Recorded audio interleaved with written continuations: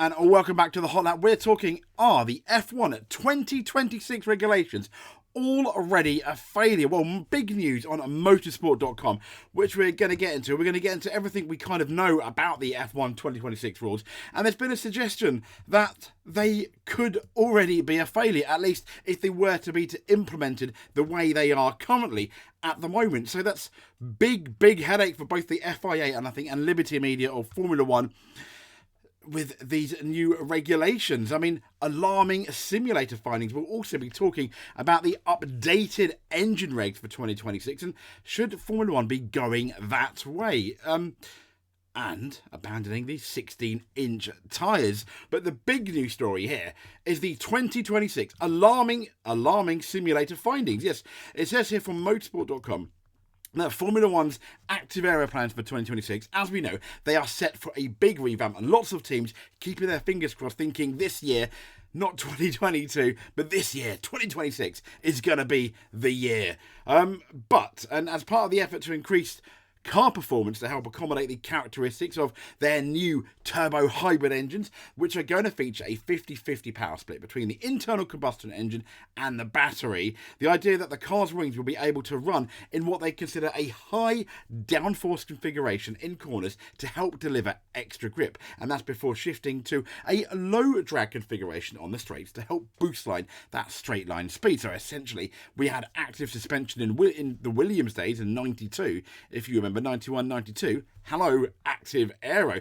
Now, one path being explored was only for the rear wing to be movable, as it could then work easily in conjunction with DRS and would be the least complicated solution, according to motorsport.com. However, some teams have recently been evaluating what they've called the Fangio model in simulators to try and understand how this would work. But there have been, and this is it, there's some concerning characteristic exclamation marks ready. So according to sources, when this rear wing is in its most low drag configuration, so the least amount of downforce, and the engine was at full power, the car reportedly was almost undrivable. Now, examples of drivers spinning on straights under acceleration or being unable to take the smallest of curves without the rear stepping out, almost like rally cars or aquaplane. Imagine just aquaplaning down the straights, except you kind of aquaplaning because of the air.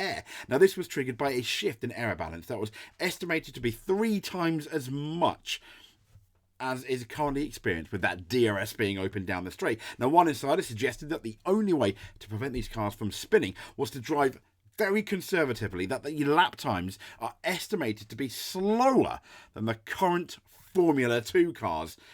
Kind of embarrassing Formula One, and it's understood that the FIA representative visited team facilities recently to get a better understanding of what's going on, and sources revealed that the conclusion that has been reached that this movable aero plan is simply will not work with the current rear wing configuration, the current rear wing changing configuration. Instead, the FIA has decided that the 2026 aero plan is going to have to incorporate both the front and rear wing rather than just the rear wing itself. And these front and rear wing are planned to be moving in conjunction with each other to help with what they're looking for these performance characteristics, this active aero. And ensuring that the two wings work together will hopefully reduce the aero balance, but efforts are continuing to frame this aerodynamic regulation before the end of June. And Christian Horner said he welcomed the FIA listening to the team's concerns. And he famously warned last year that there was a risk of F1 being left with what he's described as Frankenstein cars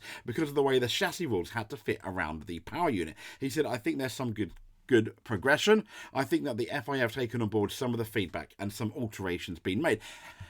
And he said, we're waiting for the chassis regulations, which will be a fundamental part of 2026 package and how that's going to interact with these current power units. And the various working groups are working hard on that. And it's important that they conclude something in the near future. Now, asked if the simulator findings from teams had been a cause for concern, Horner said, the rules are the same for everybody at the end of the day. So it's how you apply them and how you translate them. I don't think we're afraid of whatever the rules will be, as it's the same starting point for everybody. When they're finalised, that's when we'll no doubt discover whatever issues there are with the rules. That's no difference to any other regulation change.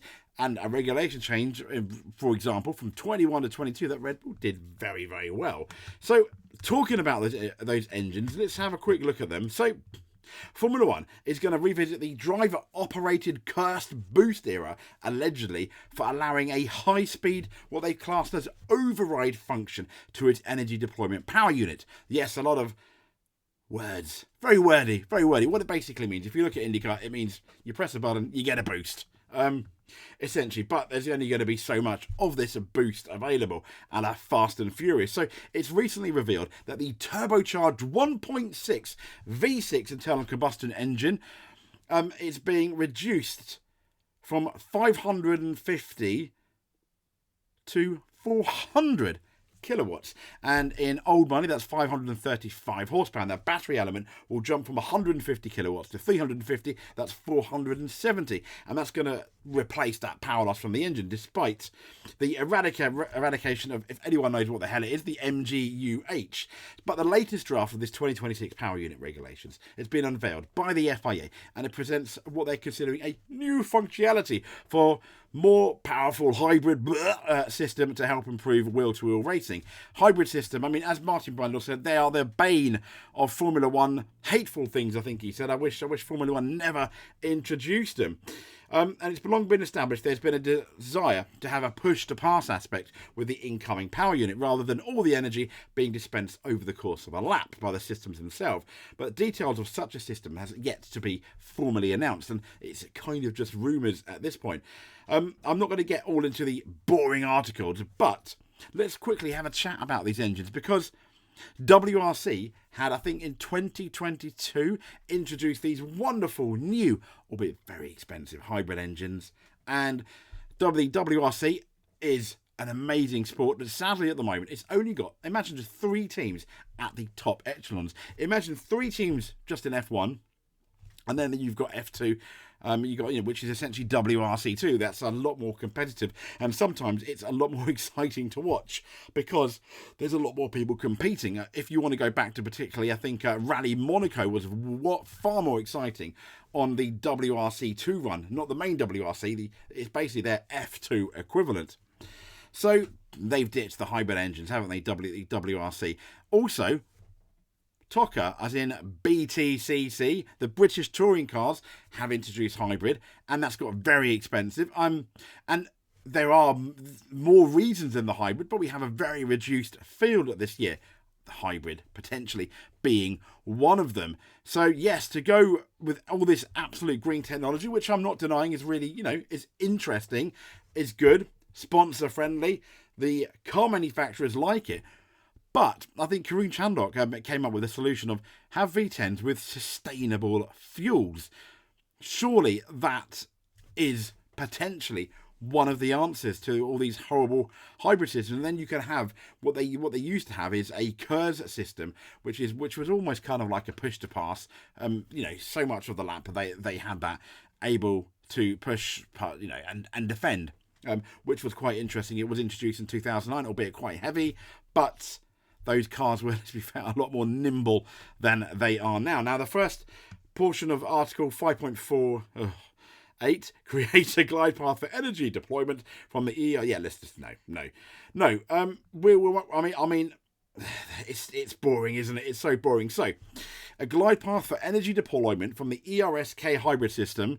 Yep, I want to do a SICK. The second portion covers what's being dubbed by the FIA as an override mode, whereby the driver will be able to deploy all this additional power to infill the energy created by the glide path and provide a further boost to what is, how is the casual fan going to understand this? It's absolutely mental.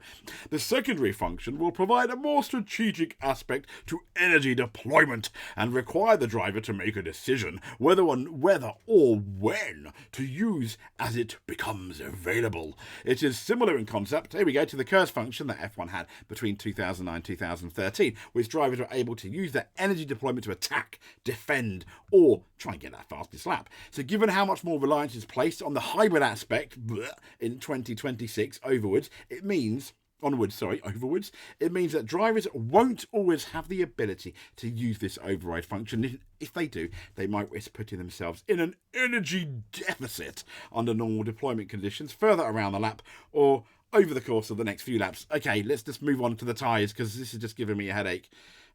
Fighting with another driver wheel to wheel, it says combat will be just one aspect of how this new system will be employed that no one understands how. Yeah, go back to V10's Formula 1, please. I beg you. Next up, let's be looking at the tyres.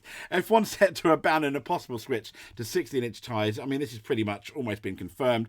So Formula 1 is set to stick with its 18-inch tyre size when the new technical regulations come into force in 2026, albeit at the moment, with all the news going on about the technical regulations, people moaning about the engines, it's going to be interesting to see what happens. Now, the smaller rim size was under consideration largely as part of ongoing efforts by the FIA to reduce the overall weight of the 2026 cars. However, the change was opposed by Pirelli, both for reasons of practicality and because of the potential marketing impact.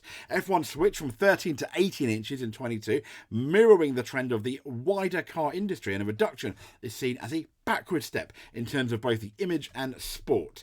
A new size would also require major changes to Pirelli's production process, and that would have to be undertaken in time to launch a full test program with F1 Mule cars in 2025. And it would also create an additional challenge for teams on top of everything else that they have to deal with heading into the new era, albeit that's the same challenge from 21 to 22. So I think that excuse is completely out the window, let's be fair. But the 26 regulations were discussed by teams at a recent meeting, albeit this story is from March the 15th. Now, while the outcome has not been announced officially, it was agreed to stick with the 18-inch rims, but with a slightly different tyre size and shape. The Pirelli boss, Mario Isola, I probably got that wrong, I apologise, but he said we are close to the final version of the tyres, and obviously when you design the wheel, you have to consider all the package: brake, wheel, suspension, tyre. So I believe we are close to the final sizes. We have to change because the new car is different, and in any case we have to design a smaller tyre. The discussion is between 16 and 18-inch tyres, and our preference is to stay on the 18-inch tyres, and I believe there are valid reasons to stay on 18-inch with smaller tyres but still the same rim. In conclusion, F1 2026 is a massive question mark. Currently screwed at the moment, let's be honest. Potentially. Let's hope it's not. I'm sure clever heads and myself are going to get together and sort it out. Let's hope so. Let's hope we just don't end up with a mess. What's interesting, that I think the 2022 rules came in, I think, 1 or 2 years later in the end because of, obviously, the pandemic. And I start to wonder, bearing in mind, we're nearly, April? We're not too far from halfway through 2024, whether that's going to be delayed to 2027. Possibly, which could be quite interesting. It might save the teams a bit of money. I guess we'll see. Anyway, I digress. So, 2026 rules, interesting stuff, isn't it, really? It's a very surprised Adrian and Toto Wolff. Yeah, I guess that really sums it up then. So, if you made it to the end, give us a like or a subscribe. That would be good. Oh, just by watching, that is thanks enough. But if you do want to help, that like button, you're going to be a champion. Hit the like and subscribe if you haven't already. You're going to be a multiple F1 world champion in our eyes. Stay tuned for more news of Formula 1, Rally, IndyCar, Motorsport, etc. And we'll speak to you next time. Thank you very much.